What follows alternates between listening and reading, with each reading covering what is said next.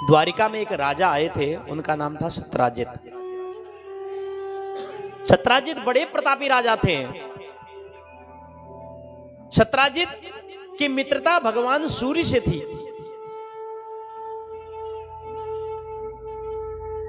एक दिन भगवान सूर्य सत्राजित से मिलने पृथ्वी पर आए और सत्राजित से कहा, सत्राजित कभी हमारे सूर्य लोक आओ, मैं आपको एक बार सूर्य लोक भी घुमा देता हूं। सत्राजित ने कहा, जी अवश्य मित्र, आप कहें और मैं ना आऊं, ऐसा हो ही नहीं सकता।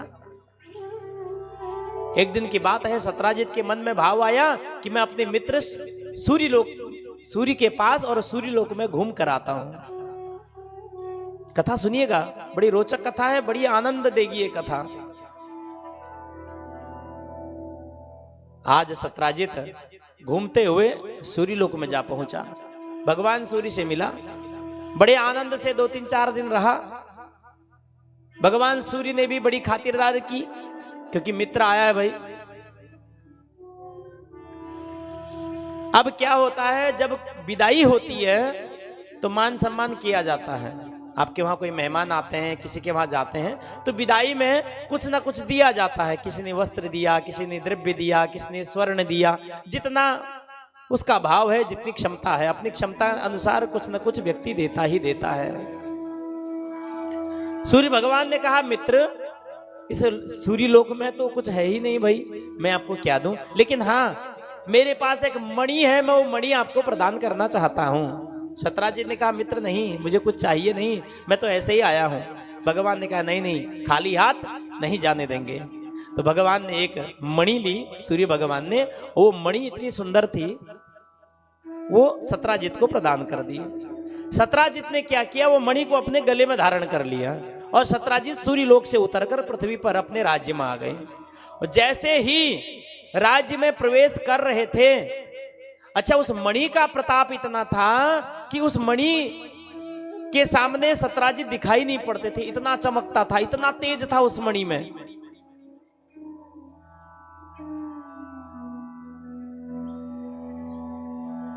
अब जैसे ही भगवान श्री कृष्ण के राज्य की ओर सत्राजित बढ़ रहे हैं, तो सैनिकों ने देखा, नगरवासियों ने देखा, अरे ये भगवान सूर्य स्वयं हमारे इस राज्य में आ रहे हैं। ये चर्चा पूरे नगर में फैल गई। जब चर्चा फैल गई, यही चर्चा भगवान श्री कृष्ण को पता चली कि स्वयं सूर्य आ रहे हैं। भगवान कृष्ण ने दिव्य दृष्टि से देखा, अरे ये तो सूर्य नहीं, ये तो सत्राजित है, इसको सूर्य ने मणि प्रदान की है।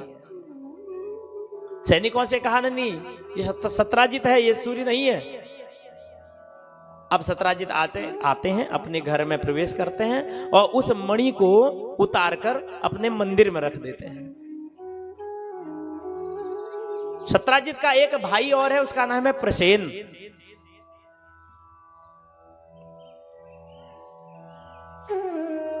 अब वो मणि कैसी थी, वो मणि नित्य 8 भार सोना देती थी। 2 किलो सोना प्रतिदिन देती थी। जब 2 किलो जो सोना दे रही है, आप समझिए कितना अद्भुत प्रसंग है, कितनी अद्भुत वो मणि है।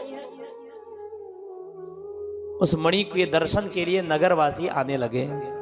जब ये बात भगवान कृष्ण को पता चली कि सूर्य ने जो मणि दी है, वो मणि तो अद्भुत है, वो तो 8 भार सोना देती है रोज, 2 किलो सोना देती है, ये मणि का सत्राजित क्या करेगा।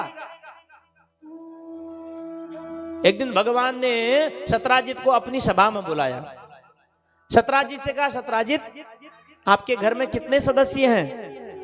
सत्राजित ने कहा, एक मैं हूं, एक मेरी वृद्धा पत्नी है, एक मेरा भाई प्रसेन है और एक इकलौती पुत्री है, उसका नाम है सत्यभामा।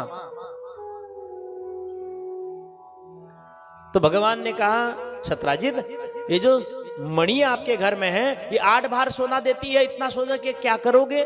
वो सोना मुझे दे दो, अगर मुझे दे दोगे तो मैं राजा हूं, प्रजा की रक्षा हो जाएगी, जो निर्धन होंगे उनको मैं धन दे दूंगा, स्वर्ण दे दूंगा। सत्राजित ने मणि देने से मना कर दिया, इनकार कर दिया, नहीं प्रभु, वो मणि मेरे मित्र ने दी है, मैं आपको नहीं दे सकता। भगवान ने कहा, तुम्हारी वस्तु दो या ना दो, लेकिन मेरा जो भाव था मैंने बता दिया। सत्राजित ने भगवान को प्रणाम किया, अपने घर की ओर वापस आ गया। जब सत्राजित घर आया तो अपने प्रकोष्ठ में सो गया।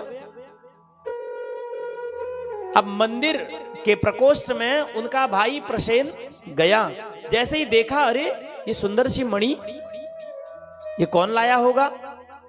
प्रसेन को ये बात पता नहीं थी कि मेरा भाई सत्राजित ये मणि लेकर आया है। तो प्रसेन ने क्या किया, उसको गले में धारण कर लिया और सोचा आज मैं वन में आखेट खेलने जाऊंगा और इस मणि को लेके जाऊंगा। एक प्रकोष्ठ में सत्राजित निद्रा में चले गए, सो गए, और जो मंदिर वाला प्रकोष्ठ था वहां से उस प्रसेन ने वो मणि गले में धारण की और वन में चला गया आखेट खेलने के लिए। आखेट का मतलब पहले से लोग जाते थे वनेले पशुओं का संहार करने के लिए। अब जैसे ही जंगल में प्रवेश किया, वैसे ही एक सिंह की दृष्टि उस चमकते हुए हीरे पर पड़ी, मणि पर पड़ी। उस सिंह ने उस मणि को छीनना चाहा। अब पीछे इतना तेज प्रकाश था उसमें कि सत्राजित प्रसेन दिखाई नहीं पड़ रहा था। तो सिंह ने जैसे ही छीनना चाहा, वो मणि को लेना चाहा, लेकिन वो पंजों का प्रहार प्रसेन पर हो गया और प्रसेन मारा गया। जब प्रसेन मर गया तो वो मणि सिंह ने क्या किया, उससे खेलने लगा। जैसे आपने कभी बिल्ली या कुत्ते को देखा होगा, कोई गेंद मिलती है ऐसे खेलता है, तो प्रसेन के द्वारा जो मणि उसको प्रदान थी सिंह को, वो अपने दोनों हाथ से खेलने लगा। तब तक क्या हुआ, एक गुफा से एक भालू आया। भालू ने देखा कि ये सिंह के पास एक गेंद है। भालू ने सोचा ये मेरे बच्चों के काम आएगी, और भालू और सिंह में बहुत भयानक युद्ध हुआ। और एक समय ऐसा आया कि भालू ने उस सिंह को मार दिया, क्योंकि भालू अधिक बलवान होता है। भालू ने उस सिंह को मार दिया। सिंह को मार दिया, वो मणि ली और अपने गुफा में चला गया। और गुफा में वो कोई भालू कौन थे, वो जामवंत जी थे।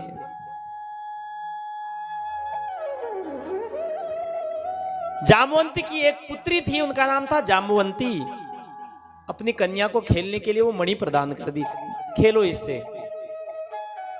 अब वो चमकता हुआ हीरा उससे खेल रही है। अब ये बात किसी को मालूम नहीं थी, लेकिन जब सत्राजित जगे हैं प्रातः काल निद्रा से, तो देखा कि हमारी मणि मंदिर में है ही नहीं, हमारे घर में है ही नहीं। पूरा घर खोज लिया, मणि नहीं मिली। सत्राजित के मन में भाव आ गया कि कृष्ण मुझसे ये मणि मांग रहे थे, मैंने दिया नहीं, उन्होंने मेरी मणि चुरा ली। जब पूरे राज्य में, पूरे नगर में ये चर्चा फैल गई कि सत्राजित की मणि कृष्ण ने चुरा ली, जब भगवान श्री कृष्ण को मालूम चला कि मेरे ऊपर कलंक लग गया है, मणि चोरी का कलंक, इतना बड़ा कलंक लग गया, अब इस कलंक को मुझे मिटाना होगा। खोजबीन चालू हुई। किसी ने बताया कि प्रसेन भी घर पर नहीं है, सत्राजित का भाई। भगवान ने सोचा सबसे पहले प्रसेन को खोजना चाहिए। प्रसेन किस ओर गया? नगरवासियों ने कहा वो जंगल की तरफ गया। तो भगवान अपने सैनिकों के साथ जंगल की ओर गए हैं मणि और प्रसेन को खोजने। जैसे ही जंगल में प्रवेश किए तो जंगल के द्वार पर क्या देखा? एक सिंह मरा पड़ा है। सिंह के बगल में भालू के पंजों के निशान हैं। भगवान समझ गए कि सिंह को मार के ये भालू ले गया है। अब जहां जहां उस भालू के पंजों के निशान थे, वहां वहां भगवान उस मार्ग को खोजते हुए गए। तो देखा एक गुफा के अंदर जामवंत जी अर्थात वो भालू प्रवेश किया है। भगवान ने सैनिकों से कहा तुम गुफा के बाहर रहना, और जब तक मैं ना आऊं तब तक कहीं जाना मत। सैनिक, जितने सैनिक हैं भगवान के साथ, वो गुफा के बाहर बैठे हैं और भगवान गुफा के अंदर भगवान ने प्रवेश किया। जैसे ही भगवान ने गुफा में प्रवेश किया, भगवान ने क्या देखा एक भालू की बिटिया है जामवंती, वो उस मणि से खेल रही है। भगवान ने चुपके से सोचा कि इस मणि को उठाऊंगा और चला जाऊंगा, मेरा कलंक मिट जाएगा। लेकिन जैसे ही उठाना चाहा, वैसे ही भालू की जो बिटिया थी जामवंती चिल्लाई, और जैसे ही चिल्लाई अंदर से भालू दौड़ कर आया। देखा कि कोई मनुष्य हमारे गुफा में प्रवेश किया है। जामवंत ने कहा, क्यों अपने मौत को बुला रहे हो? कौन हो तुम? चले जाओ यहां से, नहीं तो मेरे प्रहार से कोई नहीं बच पाया है, मार दूंगा। भगवान श्री कृष्ण ने कहा, देखो ऐसा है, ये मणि मेरी है, हमारे राज्य से चुराई गई है, मेरे ऊपर कलंक लगा है, इसलिए मैं अपने कलंक को मिटाने के लिए इस मणि को लेने आया हूं। जामवंत ने कहा, अगर ये मणि चाहिए तो मुझसे युद्ध करो। भगवान ने कहा, मंजूर है। आज भगवान कृष्ण और जामवंत जी के बीच में घोर युद्ध हुआ, भयानक युद्ध हुआ। क्योंकि जितने पराक्रमी भगवान श्री कृष्ण हैं, उतने ही बलशाली जामवंत जी भी हैं। जामवंत का बल कोई कम नहीं है, बहुत बलशाली जामवंत जी हैं। युद्ध करते समय व्यतीत होगा, अब खेल नहीं चलेगा। भगवान ने अपना पूरा बल लगाया, एक ऐसी मुष्टिका का प्रहार किया जामवंत जी के हृदय में, सीने में, कि जैसे ही प्रहार किया और सीने में मुक्का मारा, मुष्टिका का प्रहार हुआ और जामवंत जी की हड्डी पसली टूट गई और धराशायी हो गए। जब जामवंत जी धराशायी हो गए तो उनकी स्मरण शक्ति याद आ गई उनको। कैसी? ये समय कब का है? ये त्रेता युग का समय था। द्वापर युग में युद्ध हुआ है, लेकिन जैसे ही भगवान ने अपनी मुष्टिका का प्रहार किया, जामवंत जी को स्मरण आया कि मुझे तो वैसे कोई नहीं मार सकता सिवाय परम ब्रह्म के, मेरे राम के सिवा मुझे कोई नहीं मार सकता। जामवंत जी को स्मरण हुआ जब भगवान राम 14 वर्ष का वनवास करके वापस अपने राज्य में आए और भगवान को जब राज्य सौंपा गया, सिंहासन सौंपा गया, राज्याभिषेक हुआ, तब भगवान उस समय बड़े प्रसन्न थे। बगल में सीता मैया बैठी हैं और नर बानर भगवान के जो सहयोगी थे वन में सब लोग खड़े हैं। हनुमान जी भी हैं, विभीषण जी भी हैं, जामवंत जी भी हैं, अनेकों अनेक बानर हैं, नल नील हैं, विभीषण हैं। सबसे भगवान ने कहा, मैं आपकी सेवा से बड़ा प्रसन्न हूं, आप लोगों ने मेरी बहुत सेवा की है वन में, मैं आपको कुछ ना कुछ देना चाहता हूं स्वेच्छा से। आप लोगों ने कुछ मांगा नहीं है, लेकिन मैं कुछ देना चाहता हूं। सबने भगवान को प्रणाम किया। किसी ने बल मांगा, किसी ने शक्ति मांगी, किसी ने वस्त्र मांगे, किसी ने धन मांगा, किसी ने राज्य मांगा, सबने कुछ ना कुछ मांगा। हनुमान जी ने कुछ नहीं मांगा, जामवंत जी ने कुछ नहीं मांगा, लेकिन हनुमान जी को भी मोती की माला पहनाई गई कि आपने मेरा बहुत सहयोग किया। हनुमान जी गए हैं, मोती की माला तोड़ दी उन्होंने, तोड़ के एक एक दाना तोड़ के देख रहे हैं। राम जी ने कहा, अरे ये क्या कर रहे हो, इतनी महंगी माला है, तोड़ रहे हो? हनुमान जी ने कहा, प्रभु इसमें आपकी छवि नहीं है, इसमें तो आप नहीं दिखाई दे रहे ना, मैं तो उस वस्तु से प्रेम करता हूं जिसमें मेरे राम दिखाई दे। लक्ष्मण जी ने देखा, लक्ष्मण जी ने कहा, क्या मोती में भी राम हो सकते हैं, भगवान हो सकते हैं? कहां भगवान है? कहा, सबके हृदय में भगवान है। तब हनुमान जी ने अपना हृदय फाड़ के दिखाया, सीताराम की छवि दिखाई दी। जामवंत जी की बारी आई अंत में। जामवंत से भगवान ने कहा, जामवंत जी कुछ तो मांगो। जामवंत जी ने कहा, प्रभु मैं कुछ मांगना नहीं चाहता, एक बात बोलना चाहता हूं। भगवान ने कहा, क्या? कहा कि इतना युद्ध हुआ, अनेकों अनेक राजाओं को मुक्ति प्रदान आपने की, अनेकों अनेक असुरों का संहार किया, यहां तक कि रावण को भी मुक्ति प्रदान किया आपने, लेकिन ऐसा कोई बलशाली मुझे नहीं मिला जो मुझसे युद्ध कर सके। प्रभु मैं आपसे दो दो हाथ करना चाहता हूं, देखता हूं कि मेरे से ज्यादा बल मेरे प्रभु के अंदर कितना बल है।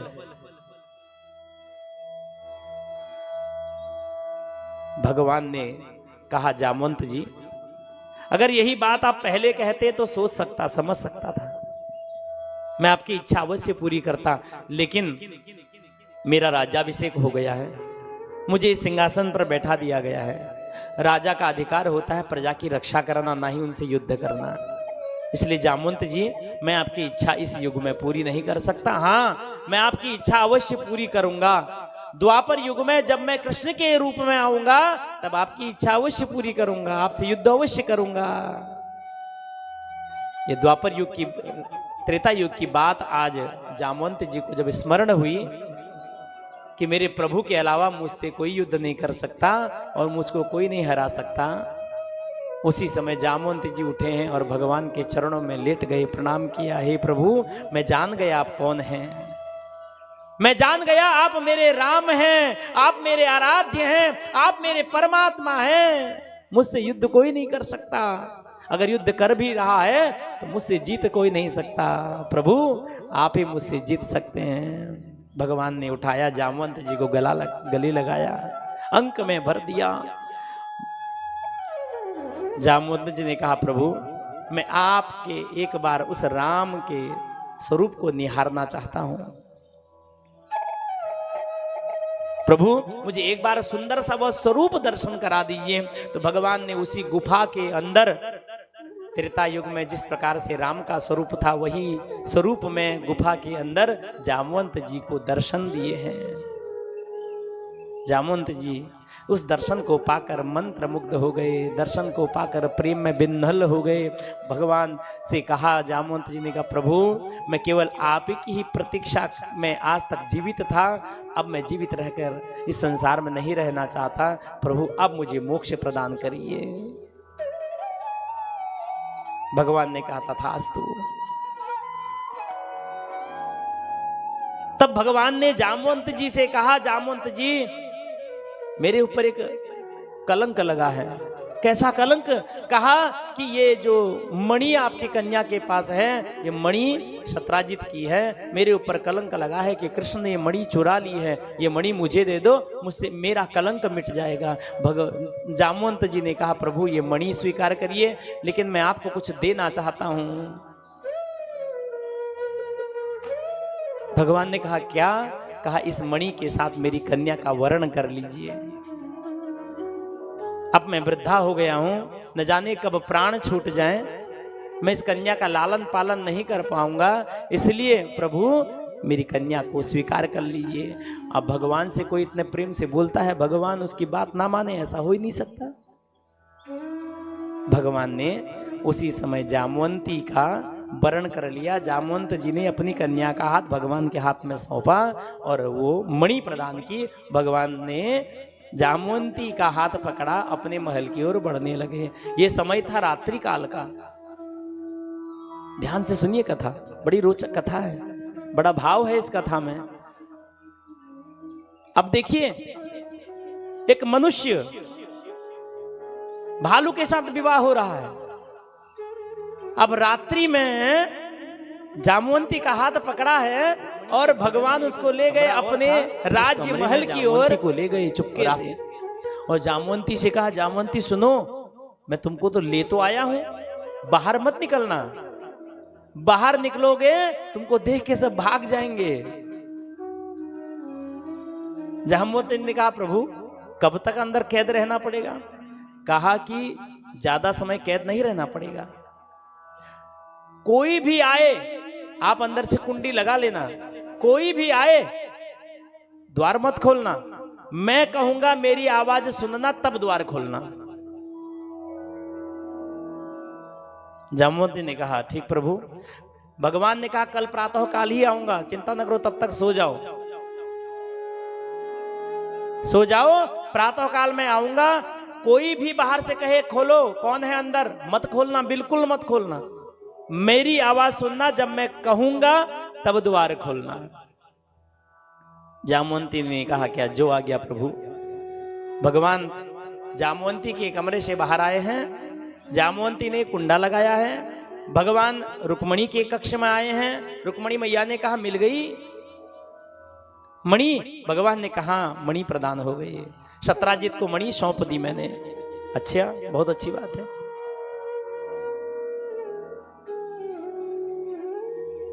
भगवान ने कहा रुक्मणी मैं आपके लिए कुछ उपहार लाया हूं। भगवान ने कहा, मैया ने कहा उपहार? कैसा उपहार?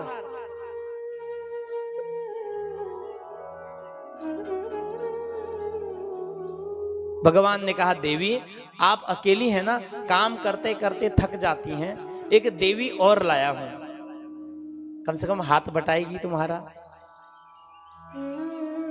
रुक्मणी मैया ने कहा कैसी देवी? कहा बहुत सुंदर है, तुमसे भी अधिक सुंदर है। रुक्मणी मैया ने कहा, विचार किया, मैं तो साक्षात लक्ष्मी हूं, मुझसे सुंदर इस प्रकृति में क्या, इस सृष्टि में कोई नहीं है, और मुझसे सुंदर है, अगर मेरे आराध्य कह रहे हैं तो मुझसे सुंदर कौन हो सकता है। अब रुक्मणी के मन में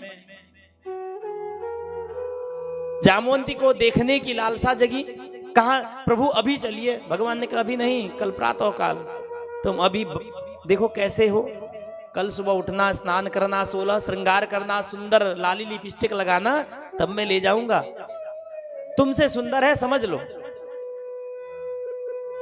माताओं को कुछ ऐसी बात बोल दो तो वो जब तक वो क्लियर ना हो जाए वो बात, तब तक वो मन में वो चलता रहता है। रात बीत गई, रुक्मणी मैया को नींद नहीं आई। भगवान श्री कृष्ण तो आराम से सो रहे हैं। प्रातः काल हुआ, सबसे पहले रुक्मणी मैया जगी है, स्नान किया, सुंदर सी साड़ी पहनी, नथनी पहनी, लाली लिपस्टिक लगाया, सिंदूर धारण किया, चूड़ी पहनी, 16 श्रृंगार किया भगवान ने, मैया रुक्मणी ने। जब 16 श्रृंगार किया और अपने पति देवता को जगाया कि स्वामी उठिए, क्या हुआ? कहा चलिए ना, वो क्या उपहार लाए हैं आप, किसके दर्शन कराना चाहते हैं, चलिए। भगवान ने कहा ठीक है चलता हूं। भगवान ने स्नान किया, ध्यान किया, जप किया, मंत्र पाठ किया, अपनी दिनचर्या प्रारंभ की। आज भगवान रुक्मणी मैया को लेकर जामवंती मैया के प्रकोष्ठ के बाहर पहुंचे।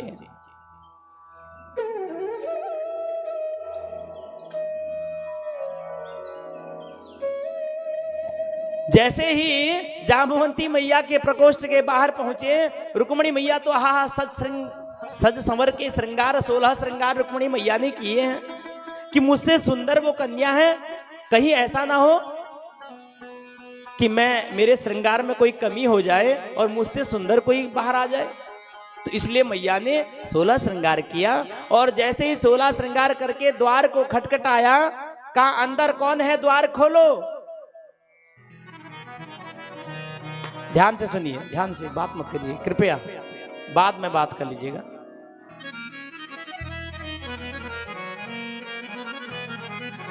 मैया रुक्मणी ने कहा अंदर कौन है, द्वार खोलो। साकड़ खटखटाया, लेकिन आदेश था जब तक मैं ना कहूं तब तक द्वार मत खोलना। जामवंती अंदर डरी सदमी बैठी है एक कोने में।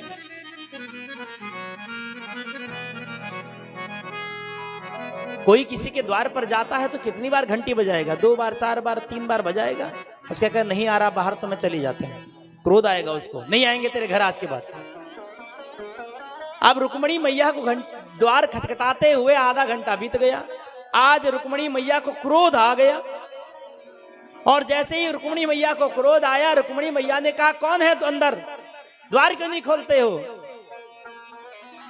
भगवान की तरफ इशारा किया, प्रभु आप खुलवाइए, कौन है ये। भगवान ने इशारा किया, नहीं देवी आप ही खुलवाइए। जब मैया ने कितनी बार, जितनी बार हो सका, आधा घंटा 1 घंटा तक साकड़ खटखटाते रहे, जामवंती ने द्वार नहीं खोला। रुक्मणी मैया ने कहा अंदर कौन है, तुमको अपने रूप पर इतना घमंड है ना, तुम मुझसे ज्यादा सुंदर हो ना, इसलिए द्वार नहीं खोल रही हो, इतना घमंड है तुमको रूप पर। जाओ मैं तुम्हें श्राप देती हूं कि जैसा मेरा स्वरूप है वैसे ही तेरा स्वरूप हो जाए।